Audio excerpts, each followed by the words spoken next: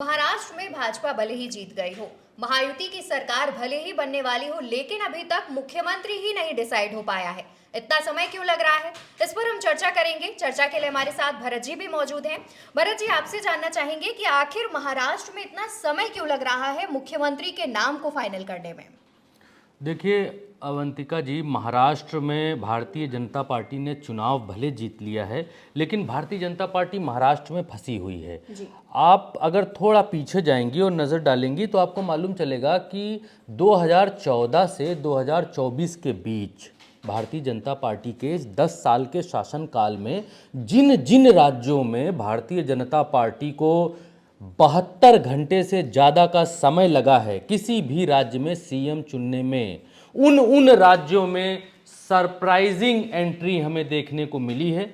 चाहे आप राजस्थान देख लीजिए, चाहे आप 2017 का उत्तर प्रदेश देख लीजिए, चाहे आप उड़ीसा देख लीजिए, चाहे आप, और भी मैं आपको उदाहरण बताता हूं, चाहे आप उड़ीसा की बात मैं कर रहा था, उड़ीसा देख लीजिए। उड़ीसा में कितने दिन? 8 दिन लगे थे। ठीक, 8 दिन का वक्त लगा था, तब वहां मोहन मांझी के नाम पर आदिवासी चेहरा थे, उन पर सहमति बनी थी। 2023 में राजस्थान की, अभी इससे पहले आखिरी सरकार इन लोगों ने राजस्थान की चुनी है, उससे पहले हरियाणा से पहले राजस्थान में भी इनको 9 दिन का वक्त लगा था और 9 दिन के बाद वसुंधरा राजे के हाथों एक पर्ची खुलवाई गई थी कि भाई पर्ची सिस्टम से मुख्यमंत्री चुना गया था, 9 दिन में चुन पाए थे। 2023 में ही मध्य प्रदेश में शिवराज सिंह चौहान चुने चुनाए मुख्यमंत्री थे, बने बनाए मुख्यमंत्री थे, लेकिन महाराष्ट्र में उनको बदला गया और महाराष्ट्र में कितने दिन लगे? 8 दिन, यानी 72 घंटे से ऊपर। चौथा उदाहरण आपको बताते हैं। चौथे उदाहरण में 2023 के आखिर में छत्तीसगढ़ में भारतीय जनता पार्टी को जीत मिली थी। बहुत सारे लोग कह रहे थे अरे रमन सिंह बनेंगे, रमन सिंह मुख्यमंत्री होंगे, लेकिन रमन सिंह को बर्फ़ में लगा दिया, स्पीकर शायद उनको बनाया और वहाँ भी इनको चुनने में 7 दिन लगे थे। तब इन्होंने विष्णुदेव साय को वहाँ पर कुर्सी सौंपी थी, 7 दिन का वक्त। 2017 में देश के सबसे बड़े सूबे उत्तर प्रदेश की बात अभी हमने आपको बताई, उत्तर प्रदेश में इनको मुख्यमंत्री चुनने में 9 दिन लगे थे। 9वें दिन मालूम पड़ा था कि योगी आदित्यनाथ मुख्यमंत्री होंगे, काला चश्मा लगा के, तब योगी आदित्यनाथ सामने आए थे। 2014 में फिर से महाराष्ट्र में हम चलेंगे। 2014 में जब इन्होंने जब इनकी सरकार इधर उधर हुई थी, 2014 में 7 दिन लग गए थे। जब राजनाथ सिंह पर्यवेक्षक बनाकर वहां भेजे गए थे, विधायक दल की बैठक हुई, फलाना हुआ, तब देवेंद्र फडणवीस को उस समय नेता चुना गया था महाराष्ट्र के मसले में भी, तब भी 7 दिन लगे थे। तब कोई कह रहा था फडणवीस बनेंगे, कोई कह रहा था गडकरी बनेंगे, कोई कह रहा था विनोद तावड़े बनेंगे, कोई कह रहा था पंकजा मुंडे बनेंगे। और इस बार भी ऐसी ही सिचुएशन दिखाई दे रही है कि कोई बोल रहा है फिर से तावड़े रेस में है। आप, इंटरेस्टिंग फैक्ट ये भी है, 2014 में विनोद तावड़े रेस में थे, अब 2024 में भी विनोद तावड़े रेस में हैं, पंकजा मुंडे भी अभी भी वहीं पर हैं, पंकजा मुंडे। और आप एक चीज़ और देखेंगी कि महाराष्ट्र के भीतर प्रचंड बहुमत आया। अभी तक किसी भी गठबंधन को, किसी भी अलायंस को या महायुति जो भी वहाँ पर बनी हुई है, किसी को प्रचंड बहुमत नहीं मिला, लेकिन इतना बहुमत पहली बार आया है और वो ऐतिहासिक आया है। तो ऐसे में ये माना जा रहा था कि फडणवीस मुख्यमंत्री बनेंगे, लेकिन भारतीय जनता पार्टी को चाहिए पपेट चेहरा, और फडणवीस के पास है अपना स्वयं का दिमाग, फडणवीस के पास है आरएसएस का सपोर्ट और समर्थन।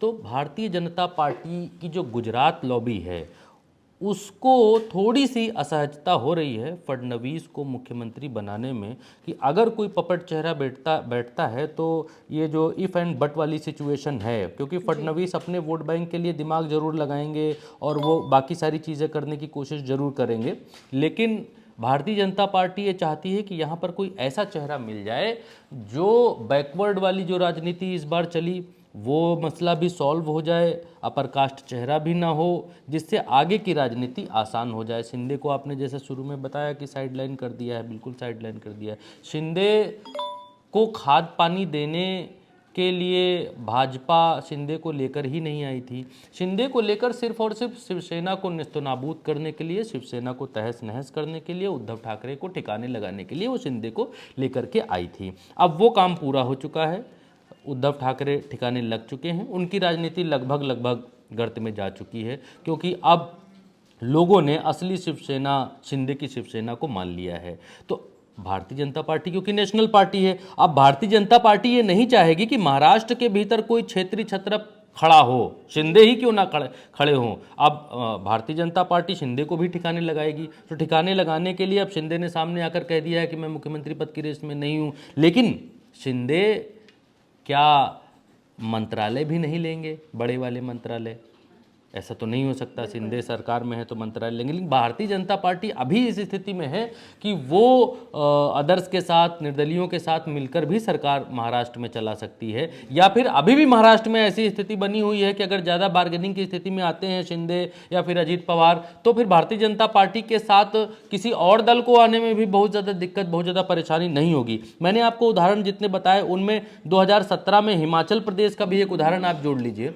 हिमाचल प्रदेश का उदाहरण है, इस चुनाव में बीजेपी को 7 दिन का वक्त लग गया था, जिसके बाद जो है नाम की घोषणा हुई थी। बीजेपी ने प्रेम धूमल, जेपी नड्डा जैसे नेताओं को दरकिनार करके जयराम ठाकुर को सीएम की कुर्सी सौंपी थी।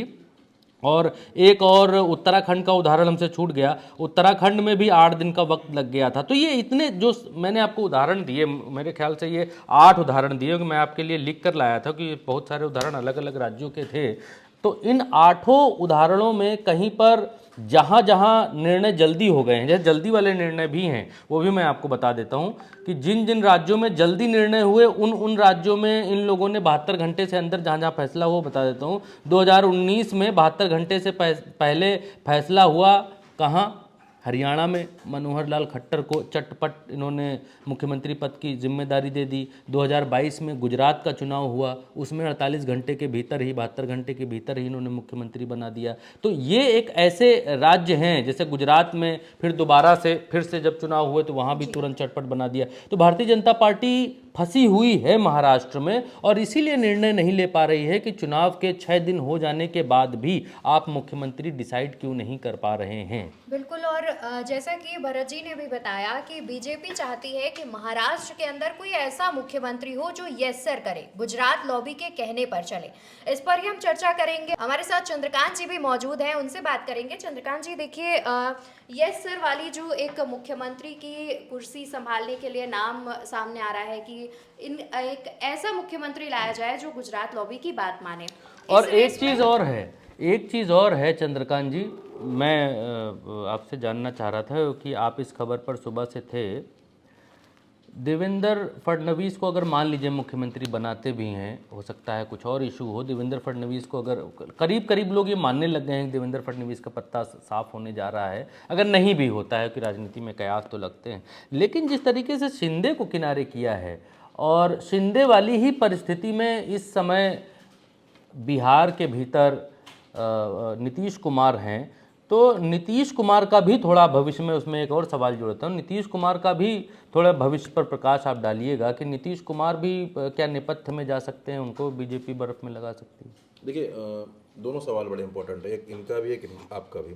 पहले मैं इनके सवाल के जवाब पे आता हूँ कि एकनाथ शिंदे साइडलाइन किए गए। एकनाथ शिंदे के साइडलाइन होने के बाद अब अभी तक ये मंथन चल रहा है मुख्यमंत्री कौन बनेगा। दरअसल बीजेपी को अब यस मैन की तलाश है, वो ऐसा यस मैन हो जो सिर्फ बीजेपी के लिए हाँ हुजूरी ना करे, बल्कि जो तमाम उद्योगपति हैं जिनका महाराष्ट्र से बड़ा वास्ता है उनके लिए भी उनके हिसाब से सोचे।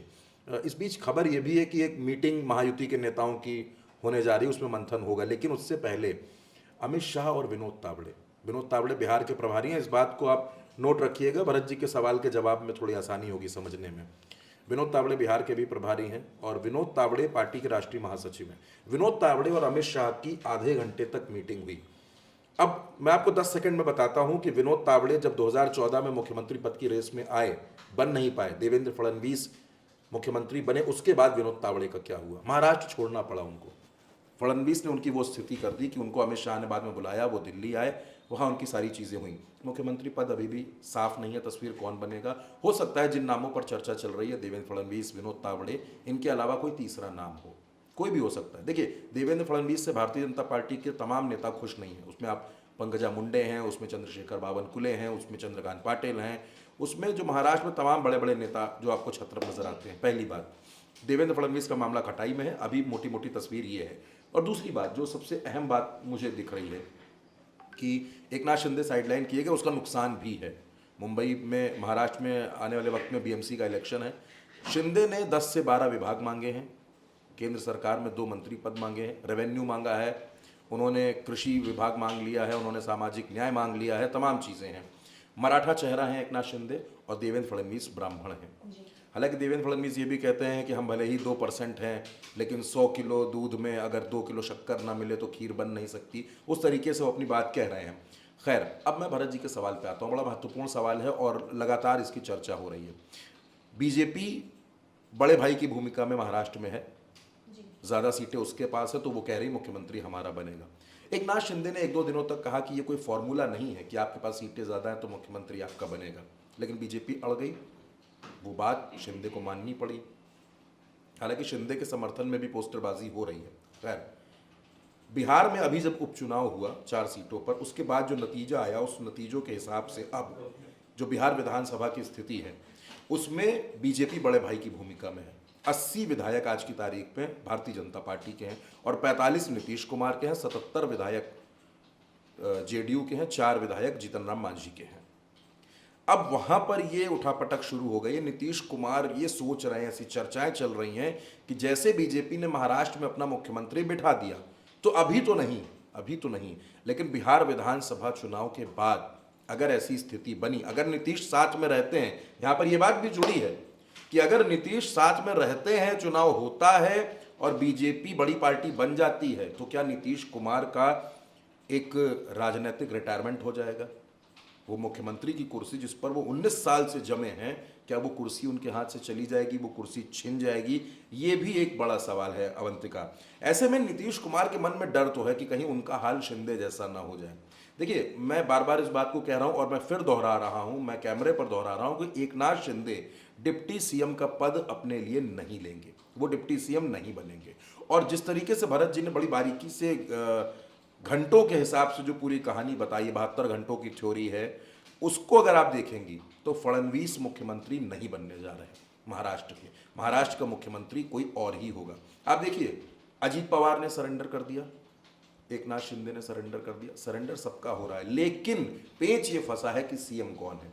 हो सकता है कि जिसको बीजेपी सीएम बनाना चाहती है उसके नाम पर फडणवीस ना सहमत हो, उसके नाम पर अजीत पवार ना सहमत हो, उसके नाम पर एकनाथ शिंदे ना सहमत हो। और भरत जी ने आखिर में एक बात कही कि बाकी भी तमाम दल महाराष्ट्र में हैं जो इधर आ सकते हैं जी। उसमें महाराष्ट्र की राजनीति में कुछ भी हो सकता है, उसमें एक नाम उद्धव ठाकरे का भी है, उनके बारे में भी तमाम तरीके की चर्चाएं चल रही। देखिए, बहुत बड़ा नंबर नहीं चाहिए बीजेपी को, बहुत बड़ा नंबर नहीं चाहिए। 12 से 13 विधायकों की व्यवस्था करनी है, वो भी तब जब अजीत पवार भी अलग हो जाए, जब शिंदे भी अलग हो जाए। और आज की तारीख में अजीत पवार अलग नहीं हो रहे, तो बीजेपी जानती है शिंदे की मजबूरी और उसी मजबूरी का वो वहाँ फायदा उठा रही है। लेकिन बात अवंतिका इतनी सी है कि अभी तक आपने शिंदे को तो किनारे कर दिया, अब लड़ाई आपके घर की है, अब लड़ाई आपके नेताओं में मच गई है। ये लड़ाई अब कब जाकर थमेगी, कब मुख्यमंत्री के नाम का ऐलान होगा, इसका इंतजार हर किसी को है। लेकिन प्रचंड बहुमत के बावजूद मुख्यमंत्री ना बना पाना, ये बीजेपी के अंदर के अंतर्कलह को, द्वंद्व को साफ साफ सामने रख रहा है।